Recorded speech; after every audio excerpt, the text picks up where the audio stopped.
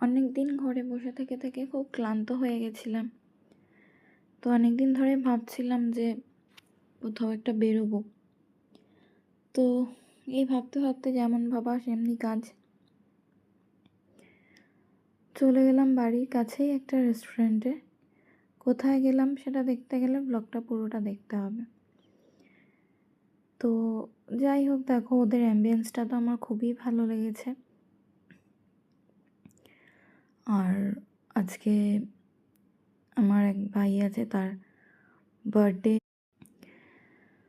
তো সেই জন্য আমার এক ভাই আছে, তার বার্থডে সামনে, তো ওকেও একটা গিফট দেওয়ার ছিল। ওর জন্য দুটো বই কিনেছি, তো দেওয়ার ছিল ওটা ওকে। তো যাই হোক, দেখো দেখতেই পাচ্ছ যে আমি কোথায় গেছিলাম। ক্যালকাটা 64। এটা হচ্ছে একদম